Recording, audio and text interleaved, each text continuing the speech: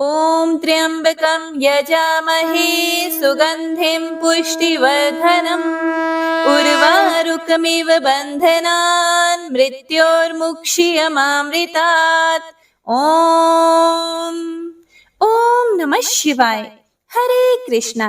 आप सभी भक्तों का दिन शुभ और मंगलमय हो। हे प्रिय भक्तों, आज अमावस्या तिथि है और आज हरियाली अमावस्या है। धार्मिक मान्यताओं के अनुसार अमावस्या के दिन पितृ धरती पर आते हैं, जिससे वे अपने वंश से तृप्त हो सकें और अपने वंशजों को आशीर्वाद दे सकें। जब वे वापस पितृलोक जाते हैं तो उनके रास्ते में अंधेरा ना हो, इसीलिए अमावस्या के दिन दीपक जलाते हैं। ऐसा करने से उनका मार्ग रोशन रहता है, जिससे वे खुश होकर अपने वंश को आशीर्वाद देते हैं। सावन का महीना देवी देवताओं और भोलेनाथ का आशीर्वाद प्राप्त करने के लिए बहुत ही शुभ है। हरियाली अमावस्या के दिन पितरों को तर्पण देना और दान पुण्य करना भी बहुत लाभकारी होता है। हिंदू परंपराओं में पेड़ पौधों में भगवान का वास बताया गया है और लोग हरियाली अमावस्या के दौरान पेड़ पौधों की पूजा करते हैं। हरियाली अमावस्या के दिन पीपल के पेड़ की पूजा करने की प्रथा है। हरियाली अमावस्या पर पेड़ पौधे लगाना बहुत शुभ माना गया है। पौराणिक कथाओं के अनुसार पीपल के पेड़ पर 3 देवताओं ब्रह्मा, विष्णु और महेश का वास माना जाता है।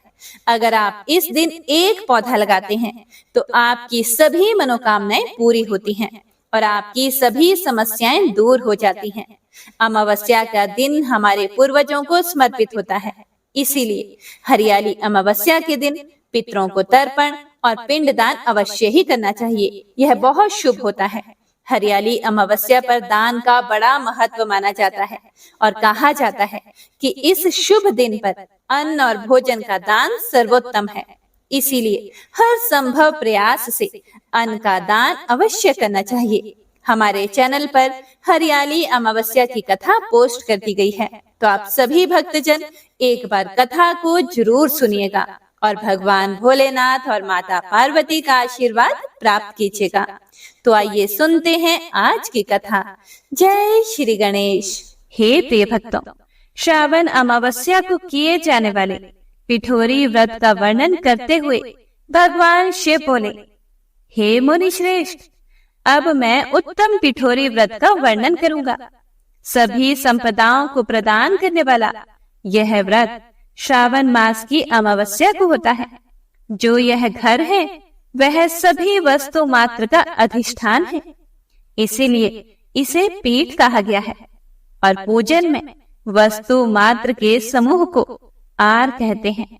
इसीलिए हे मुनीश्वर, इस व्रत का नाम इसीलिए पिठोर है।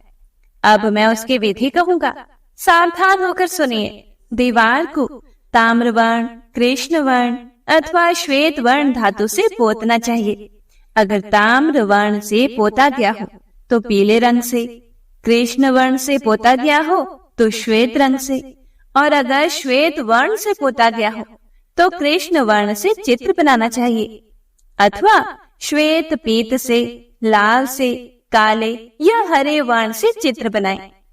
मध्य में पार्वती सहित शिव की मूर्ति अथवा शिवलिंग को बनाकर विस्तीर्ण दीवार पर संसार की अनेक चीजों का चित्र बनाएं।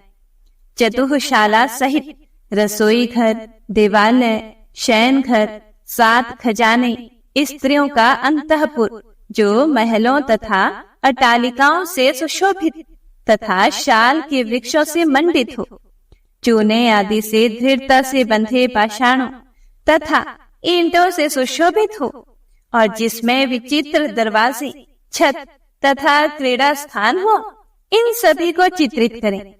बकरियां, गाय, भैंस, घोड़े, ऊंट, हाथी, चलने वाला रथ, अनेक प्रकार की सवारी गाड़ियां, स्त्रियां, बच्चे, वृद्ध, जवान, पुरुष, पालकी, झूला और अनेक प्रकार के मंच, इन सब का अंकन करें। सुवर्ण, चांदी, ताम्र, सीसा, लोहा, मिट्टी तथा पीतल के और अन्य प्रकार के विभिन्न रंगों वाले पात्रों को लिखें। शयन संबंधी जितने भी साधन हैं, चारपाई, पलंग, बिस्तर, तकिया आदि बिल्ली, मैना, अन्य और भी शुभ पक्षी, पुरुषों तथा स्त्रियों के अनेक प्रकार के आभूषण, बिछाने तथा ओढ़ने के जो वस्त्र हैं, यज्ञ के जितने भी पात्र होते हैं, मंथन के लिए 2 स्तंभ व 3 रस्सियां, दूध, मक्खन, दही, तकर, छाछ, घी, तेल, तिल, इन सभी को दीवार पर लिखें। गेहूं, चावल, अरहर, जौ, मक्का, वार्तानल अर्थात एक प्रकार का अन्न होता है, चना, मसूर, कुल्थी, मूंग, कांगनी, तिल, कोदों, कातसी नामक अन्न, सावा, चावल, उड़द, ये सभी धान्य वर्ग भी अंकित करें। सील, लोढ़ा, चूल्हा, झाड़ू, पुरुषों व स्त्रियों के सभी वस्त्र, बांस तथा तृण के बने हुए सोप आदि, ओखली, मूसल, 2 यंत्र, चाकी तथा तरेता, पंखा, चमर, छत्र, जूता, 2 खड़ाऊं, दासी, दास, नौकर, पौष्यवर, तृण आदि पशुओं का आहार, धनुष, बाण, शतघ्नि अर्थात एक प्रकार का अस्त्र होता है, खड़ग, भाला, बर्छी, ढाल, पाश, अंकुश, गदा, त्रिशूल, भिंदीपाल, तोमर, मुद्गर, परसा, पटिश, भुषुंडी, परिघ, चक्र यंत्र आदि, जल यंत्र, द्वात, लेखनी, पुस्तक, सभी प्रकार के फल, छुरी, कैंची, अनेक प्रकार के पुष्प, बेलवपत्र, तुलसी दल, मशाल, दीपक तथा दीवट आदि, उनके साधन, अनेक विध खाने योग्य शाक तथा पकवानों के जितने भी प्रकार हैं, उन सभी को लिखना है। जो वस्तुएं यहाँ नहीं बताई गई हैं, उस सब को भी दीवार पर लिखना है, क्योंकि यहाँ पर सभी कुछ लिखना संभव नहीं है, क्योंकि एक एक पदार्थ के सैकड़ों तथा हजारों भेद हैं, और मैं कितना कह सका। 16 उपचारों से इन सभी का पूजन होना चाहिए। पूजन में अनेक प्रकार के गंध, द्रव्य, पुष्प, धूप तथा चंदन अर्पित करें। ब्राह्मणों, बालकों तथा सौभाग्यवती स्त्रियों को भोजन करवाएं। उसके बाद पार्वती माता सहित शिव भगवान से प्रार्थना करें, मेरा व्रत संपूर्ण हो। हे सांब शिव, हे दया सागर, हे गिरीश, हे चंद्रशेखर, इस व्रत से प्रसन्न होकर आप हमारे मनोरथ पूर्ण करें। इस प्रकार 5 वर्ष तक व्रत करके बाद में उद्यापन कर देना चाहिए। इसमें घृत तथा बिल्व पत्रों से शिव मंत्र के द्वारा होम होता है। एक दिन अधिवासन करके सर्वप्रथम ग्रह होम करना चाहिए। आहुति की संख्या 1008 अथवा 108 होनी चाहिए। हे वत्स, उसके बाद आचार्य की पूजा करें और भूयसी दक्षिणा दें। इसके बाद व्यक्ति इष्ट बंधुजनों तथा कुटुंब के साथ स्वयं भोजन करें। ऐसा विधान किए जाने पर मनुष्य सभी कामनाओं को प्राप्त कर लेता है। इस लोक में जो जो वस्तुएं उसे परम अभिष्ट होती हैं, उन सभी को वह पा लेता है। हे वत्स, मैंने आपसे इस उत्तम पिठौरी व्रत का वर्णन कर दिया। इस व्रत के समान सभी मनोरथों तथा समृद्धियों को प्रदान करने वाला और शिव जी की प्रसन्नता करने वाला ना कोई व्रत हुआ है और ना तो होगा। मनुष्य इस व्रत में दीवार पर जो जो वस्तु बनाता है, उसको निश्चित रूप से पा लेता है। हे प्रिय भक्तों, भगवान शिव श्रावण अमावस्या को किए जाने वाले वृष पूजन और कुश ग्रहण का विधान बताते हुए बोले, हे सनत कुमार, श्रावण मास में अमावस्या के दिन जो करणीय है, उसको तथा प्रसंगवश जो कुछ अन्य बातें मुझे याद आ गई हैं, उसको भी मैं आपसे कहता हूँ। पूर्व काल में अनेक प्रकार के महान बल तथा पराक्रम वाले, जगत का विध्वंस करने वाले तथा देवताओं का उत्पीड़न करने वाले दुष्ट दैत्यों के साथ मेरे अनेक युद्ध हुए। मैंने शुभ वृषभ अर्थात नंदी पर आरूढ़ होकर संग्राम किए, किंतु महाशक्तिशाली तथा महापराक्रमी उस वृषभ ने मुझको नहीं छोड़ा। अंधकासुर के साथ युद्ध में तो नंदी का शरीर विदीर्ण हो गया था, उसकी त्वचा कट गई थी, शरीर से रक्त बहने लगा था और उसके प्राण मात्र बचे रह गए थे। फिर भी जब तक मैंने उस दुष्ट का संहार नहीं किया, तब तक वह नंदी धैर्य धारण कर मेरा वहन करता रहा। उसकी इस दशा को मैंने जान लिया था। उसके बाद उस अंधक का वध करके मैंने प्रसन्न होकर नंदी से कहा, हे सुव्रत, मैं तुम्हारे इस कृत्य से प्रसन्न हूँ। वर मांगो, तुम्हारे घाव ठीक हो जाएं, तुम बलवान हो जाओ और तुम्हारा पराक्रम तथा रूप पहले से भी बढ़ जाए। इसके अतिरिक्त तुम जो जो वर मांगोगे उसे मैं तुम्हें अवश्य दूंगा। भगवान शिव के इन वचनों को सुनकर नंदीकेश्वर बोले, हे देव, हे महेश्वर, मेरी कोई याचना नहीं है। आप मुझ पर प्रसन्न हैं तो फिर इससे बढ़कर क्या वैभव हो सकता है। तथापि हे भगवान, लोकोपकार के लिए मैं मांग रहा हूँ। हे शिव, आज श्रावण मास की अमावस्या है, जिसमें आप मुझ पर प्रसन्न हुए हैं। इस तिथि में गायों सहित उत्तम मिट्टी से निर्मित वृषभों की पूजा करनी चाहिए। आज अमावस्या के दिन जन्म लेना कामधेनु तुल्य होता है। इसीलिए इस तिथि में वर प्रदान करें कि यह अमावस्या वांछित फल देने वाली हो। आज के दिन भक्ति पूर्वक प्रत्यक्ष वृषभों तथा गायों की पूजा करनी चाहिए। गेरू आदि धातुओं से प्रयत्न पूर्वक उन्हें भूषित करना चाहिए। उनके सींगों पर सोना, चांदी आदि के पत्र मढ़े और रेशम के बड़े बड़े गुच्छों को भी सींगों पर बांधें। अनेक प्रकार के वर्णों से चित्रित सुंदर वस्त्र से उनकी पीठ को ढक दे और गले में मनोहर शब्द करने वाला घंटा बांध दे। सूर्य उदय से लगभग 4 घड़ी बीतने पर गायों को ग्राम से बाहर ले जाकर फिर से साय वेला में ग्राम में प्रवेश करवाएं। आहार के रूप में सरसों, तिल की खली आदि अनेक प्रकार का अन्न इस दिन अर्पित करें। जो इस दिन ऐसा करता है उसका गोधन सदा बढ़ता रहता है। जिस घर में गाय ना हो वह शमशान के समान होता है। पंचामृत तथा पंचगव्य दूध के बिना नहीं बनते हैं। गोबर से लेप किए बिना घर पवित्र नहीं होता। हे सुरोत्तम, जहाँ गौमूत्र से छिड़काव नहीं होता वहाँ चेंटी आदि जंतुओं का उपद्रव विद्यमान रहता है।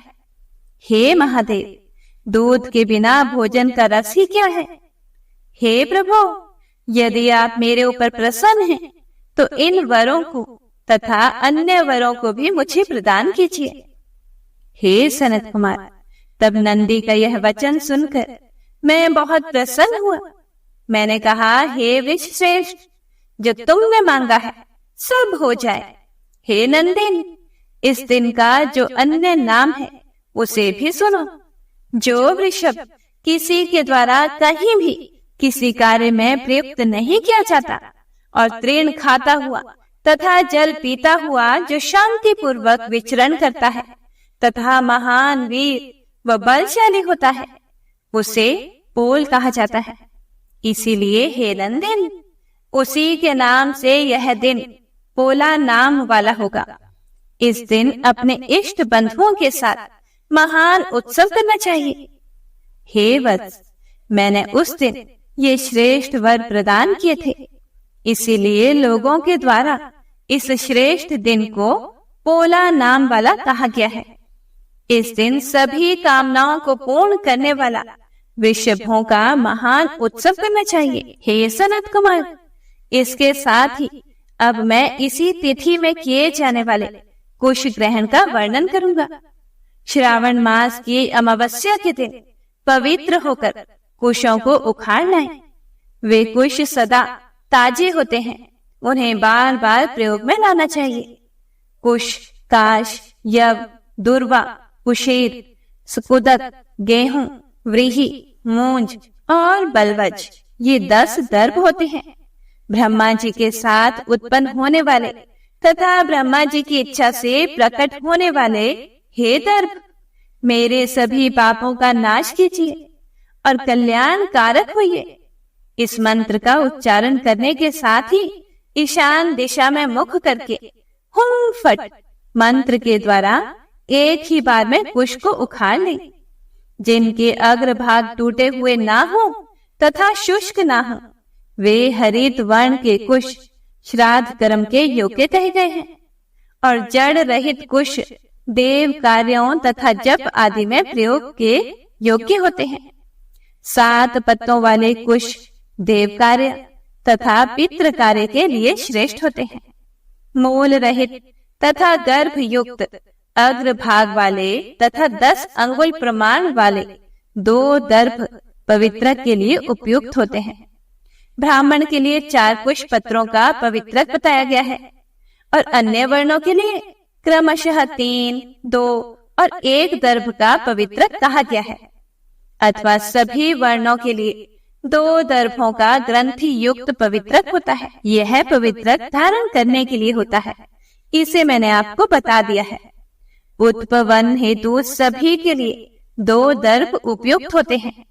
50 दर्भों से ब्रह्मा और 25 दर्भों से विष्टर बनाना चाहिए। आचमन के समय हाथ से पवित्रक को नहीं निकालना चाहिए। विकीर के लिए पिंड देने तथा अग्नौकरण करने के साथ और पाद्य देने के पश्चात पवित्रक का त्याग कर देना चाहिए। दर्भ के समान पुण्यप्रद, पवित्र और पाप नाशक कुछ भी नहीं है। देव कर्म तथा पितृ कर्म ये सब दर्भ के अधीन हैं। उस प्रकार के दर्भों को श्रावण मास की अमावस्या के दिन उखाड़ना चाहिए। इससे इनकी पवित्रता बनी रहती है। श्रावण मास की अमावस्या का वर्णन क्या किया जाए? हे सनत कुमार, श्रावण मास की अमावस्या के दिन जो कृत्य होता है उसे मैंने कह दिया। श्रावण मास में और भी जो करणीय है उसे भी मैं आपसे कहता हूँ। ओम नमः शिवाय। हे प्रिय भक्तों, इसके आगे भगवान शिव ने सनत कुमार से जो कुछ भी कहा उसका वर्णन आप अगले अध्याय में सुनेंगे। तो आज का अध्याय यही समाप्त होता है। तो आइए अब बड़े ही भक्ति भाव और प्रसन्न चित मन से गंगा स्नान की पावन कथा का रसपान करते हैं। हे प्रिय भक्तों, गंगा स्नान की कथा के अनुसार गंगा के घाट पर श्रद्धालुओं की भारी भीड़ लगी हुई थी और उसी दिन भोलेनाथ माता पार्वती को साथ में लेकर पृथ्वी पर भ्रमण करने के लिए निकले हुए थे। वे अपने प्रिय नगरी काशी की ओर प्रस्थान किए हुए थे। तभी आकाश से गुजरते समय माता पार्वती की नजर भीड़ की ओर गई। माता पार्वती जी ने इतनी ज्यादा भीड़ का कारण शिव भगवान से पूछा। शिव जी ने बताया कि हे देवी, यह सभी लोग गंगा स्नान के लिए आए हैं। गंगा स्नान करने वाले लोग स्वर्ग को जाते हैं। उसी लाभ के लिए इतने सारे श्रद्धालुओं की भीड़ जमा हुई है। हे प्रिय भक्तजन, पार्वती जी का भीड़ को देखकर कौतूहल तो शांत हो गया, लेकिन उनके मन में एक सवाल भी आया। तब उन्होंने भोलेनाथ से पूछा, हे भोलेनाथ, गंगा स्नान करने वाले यह सारे लोग स्वर्ग चले गए तो क्या होगा? हे प्रभु, स्वर्ग में इतना स्थान कहाँ है? फिर लाखों वर्षों से लाखों लोग इस तरह गंगा स्नान करके स्वर्ग पहुंच रहे हैं, तो वे लोग कहाँ हैं? स्वर्ग में उन्हें कहाँ स्थान मिला है? देवी भगवती के इस सवाल पर भोलेनाथ ने कहा, हे देवी, शरीर को गीला करना एक बात है, लेकिन स्वर्ग प्राप्ति के लिए तो मन की मलिनता को धोना बहुत ही आवश्यक है। तब माता पार्वती ने पूछा कि यह कैसे पता चलेगा प्रभु कि किसने शरीर धोया है और किसने मन को पवित्र किया है? शिव जी ने बताया कि हे पार्वती, यह उनके कर्मों से समझा जाता है। हे प्रिय भक्तजनों, पार्वती जी की शंका अब भी खत्म नहीं हुई थी। तब शिव जी ने अपनी प्यारी पत्नी पार्वती जी के मन में चले हुए सभी सवालों के समाधान के लिए उन्हें कहा, हे देवी, चलो मैं आपको सारी बात एक प्रत्यक्ष उदाहरण के माध्यम से समझाने का प्रयत्न करता हूँ, लेकिन इसके लिए हमें एक नाटक करना पड़ेगा। बस फिर क्या था, शिव जी भगवान तुरंत ही एक कोढ़ी का रूप बदल लेते हैं और रास्ते में लेट जाते हैं और माता पार्वती को कहते हैं कि हे देवी, आप एक अत्यंत ही सुंदरी का रूप धारण कर लीजिए। वैसे तो आप अत्यंत ही सुंदर हैं। अब क्या था, माता पार्वती अपना रूप बदलकर कोढ़ी बने शिव जी के साथ गंगा स्नान के लिए जाते रास्ते के किनारे पर बैठ गए। गंगा स्नान करने वाले लोगों की भीड़ उन्हें देखने के लिए रुकती। ऐसी अलौकिक सुंदरी के साथ ऐसा क्रूप कोढ़ी, सबको देखकर हैरानी हो रही थी और सबको आश्चर्य भी हो रहा था। कौतूहल में सभी इस बेमेल जोड़ी के बारे में पूछताछ करते, आपस में कानाफूसी करते। माता पार्वती जी शिव जी द्वारा रटाया हुआ विवरण उन्हें सुनाती रहती। हे प्रिय भक्तों, अब देखिए, देवी पार्वती सभी को यह बताती कि यह कोढ़ी मेरा पति है। गंगा स्नान की इच्छा से हम यहाँ आए थे। गरीबी के कारण इन्हें कंधे पर रख कर लाई हूँ। बहुत थक जाने के कारण थोड़े विश्राम के लिए हम यहाँ बैठे हैं। हे प्रिय भक्तों, रास्ते में आते जाते कई लोग तो देवी पार्वती को देखकर उन्हें अपने पति को छोड़कर अपने साथ चलने की बात कहते। अब उनकी बातें सुनकर माता पार्वती को बहुत क्रोध आता, लेकिन शिव जी ने उन्हें शांत रहने का वचन जो ले लिया था, इस कारण माता पार्वती को ना चाहते हुए भी शांत रहना पड़ता। माता पार्वती तो यह सब बातें सुनकर सोच रही थी कि भला ऐसे भी लोग गंगा स्नान के लिए आते हैं, यह स्वर्ग जाने की कामना रखते हैं। ऐसे लोग जो किसी दूसरी स्त्री पर नजर गड़ाए रखते हैं, क्या ये स्वर्ग के अधिकारी हैं? माता पार्वती के चेहरे की निराशा देखने ही लायक थी। भोलेनाथ और माता पार्वती का यह क्रम शाम तक चलता रहा। तभी एक सज्जन पुरुष वहां आए और उन्होंने पूछा कि हे देवी, आप यहाँ पर क्यों बैठी हैं? यह कौन है और इस तरह असहाय पड़े हुए हैं? माता पार्वती ने कहा, यह मेरे पति है। हम लोग गंगा स्नान के लिए आए हैं और हम यहाँ पर बैठकर विश्राम कर रहे हैं। विश्राम करने के बाद हम गंगा स्नान करेंगे। हे प्रिय भक्तों, इस तरह पार्वती जी ने रटा रटाया विवरण उसे भी सुना डाला। यह सुनकर उस सज्जन पुरुष की आंखों में आंसू भर आए। उन्होंने सहायता का प्रस्ताव किया और कोढ़ी को कंधे पर लाद कर गंगा तट तक पहुंचा दिया। और यहाँ तक कि वे लोग गंगा स्नान भी कर लेते हैं। उसके बाद उस सज्जन पुरुष ने जो अपने साथ में सत्तू लाया था, उन दोनों को खाने के लिए दिया और फिर सुंदर स्त्री बनी माता पार्वती को बारंबार नमन करते हुए कहा, हे देवी, आप जैसी देवियां ही इस धरती के स्तंभ हैं। धन्य हैं आप जो इस प्रकार अपना धर्म निभा रही हैं। ऐसा कहकर वह पुरुष दोनों को प्रणाम करता है। भगवान शिव और माता पार्वती ने उसे आशीर्वाद दिया। शिव पार्वती वहां से उठे और कैलाश की ओर चल पड़े। शिव जी ने रास्ते में कहा कि हे देवी, हे पार्वती, इतनों में से एक ही व्यक्ति ऐसा था जिसने अपना मन धोया और स्वर्ग के लिए सुगम रास्ता बनाया। गंगा स्नान का महाल्य तो सही है, पर इसके साथ मन भी धोने की शर्त लगी है। तब माता पार्वती समझ गई कि आखिर क्यों इतनी संख्या में गंगा स्नान करने के बाद भी और गंगा का निर्मल महालय होने के बाद भी स्वर्ग नहीं पहुंच पाते हैं, और क्यों गंगा स्नान के पुण्य फल से वंचित रह जाते हैं, क्योंकि उन्हें विश्वास ही नहीं होता कि गंगा स्नान करने के बाद भी उनके पाप धुल जाएंगे। गंगा स्नान करने तो सभी जाते हैं, किंतु शुद्ध मन लेकर बहुत कम लोग जाते हैं। राह चलते किसी स्त्री को देखकर उनके मन में उसके प्रति आकर्षण पैदा होता है, यह तो पाप है। किसी असहाय को देखकर उससे किनारा कर लेते हैं, इतने सारे पाप मन में लेकर भला गंगा स्नान करने का फल कैसे मिल सकता है? जो लोग धर्म, कर्म, पुण्य और दान करते हुए गंगा जी में स्नान करते हैं, उनके पाप स्वतः ही मिट जाते हैं और उन्हें स्वर्ग की प्राप्ति होती है।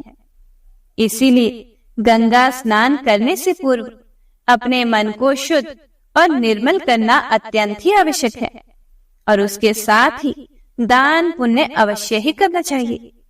फिर तो गंगा स्नान करने के बाद उसके लिए स्वर्ग के दरवाजे खुल जाते हैं। तो एक बार प्रेम से बोलिए, हर हर गंगे, हर हर महादेव। तो आइए अब सुनते हैं शिव चालीसा। जय गणेश गिरिजा सुवन, मंगल मूल सुजान, कहत अयोध्या दास तुम, देहु अभय वरदान। जय गिरिजापति दीन दयाला, सदा करत संतन प्रतिपाला। भाल चंद्रमा सोहत नीके, कानन कुंडल नागफनी के। अंग गौर शीर गंग बहाए, मुंड माल तन चार लगाए। वस्त्र खाल बागंबर सोहे, छवि को देखी नागमन मोहे। मैना मातु की हवे दुलारी, बाम अंग सोहत छवि न्यारी। कर त्रिशूल सोहत छवि भारी, करत सदा शत्रुन क्षयकारी। नंदी गणेश सोहे तह जैसे, सागर मध्य कमल है जैसे। कार्तिक श्याम और गणराव, या छवि को कही जात न काऊ। देवन जब ही जाए पुकारा, तभी दुख प्रभु आप निवारा। किया उपद्रव तारक भारी, देवन सब मिली तुम ही जुहारी। तुरत षडानन आप पठायो, लव निमेष महामारी गिरायो। आप जलंधर असुर सहारा, सुयश तुम्हार विदित संसारा। त्रिपुरासुर सन युद्ध मचाई, सबही कृपा कर लीन बचाई। किया तप ही भागीरथ भारी, पूरब प्रतिज्ञा तासु पुरारी। दानिन मह तुम सम कोई नाही, सेवक स्तुति करत सदाही। वेद नाम महिमा तब गाई, अकथ अनादि भेद नहीं पाई। प्रकटी उधती मंथन में ज्वाला, जरत सुरासुर भय विहाला। किन्हीं दया तह करी सहाय, नीलकंठ तब नाम कहाई। पूजन रामचंद्र जब किन्हा, जीत के लंका विभीषण दिन्हा। सहस कमल में हो रहे धारी, किन्ह परीक्षा तभी पुरारी। एक कमल प्रभु राखे जोई, कमल नयन पूजन चह सोई। कठिन भक्ति देखी प्रभु शंकर, भय प्रसन्न दिए इच्छित वर। जय जय जय अनंत अविनाशी, करत कृपा सबके घटवासी। दुष्ट सकल नित मोहि सतावे, भ्रमत रहूं मोहि चैन न आवे। त्राहि त्राहि मैं नाथ पुकारो, यही अवसर मोहि आन उबारो। लई त्रिशूल शत्रुन को मारो, संकट से मोहि आन उबारो। मात पिता भ्राता सब होई, संकट में पूछत नहीं कोई। स्वामी एक है आस तुम्हारी, आए हरहु मम संकट भारी। धन निर्धन को देत सदाही, जो कोई जांचे सो फल पाही। स्तुति के ही विधि करें तुम्हारी, क्षमु नाथ अब चूक हमारी। शंकर हो संकट के नाशन, मंगल कारण विघ्न विनाशन। योगी यति मुनि ध्यान लगावे, शारद नारद शीश नवावे। नमो नमो जय नमः शिवाय, सूर ब्रह्मादिक पार न पाए। जो यह पाठ करे मन लाए, तापर होत है शंभु सहाय। ऋणिया जो कोई हो अधिकारी, पाठ करे सो पावन हारी। पुत्रहीन कर इच्छा जोई, निश्चय शिव प्रसाद ते ही होई। पंडित त्रयोदशी को लावे, ध्यान पूर्वक होम करावे। त्रयोदशी व्रत करे हमेशा, ताके तन नहीं रहे कलेशा। धूप दीप नैवेद्य चढ़ावे, शंकर सम्मुख पाठ सुनावे। जन्म जन्म के पाप नसावे, अंत धाम शिवपुर में पावे। कहे अयोध्या दास आस तुम्हारी, जानी सकल दुख हरहु हमारी। नित नेम कर प्रातः ही, पाठ करो चालीसा। तुम मेरी मनोकामना, पूर्ण करो जगदीश। मगसर छठी हेमंत ऋतु, संवत 64 जान। स्तुति चालीसा, शिव ही पूर्ण कील कल्याण। ओम नमः शिवाय।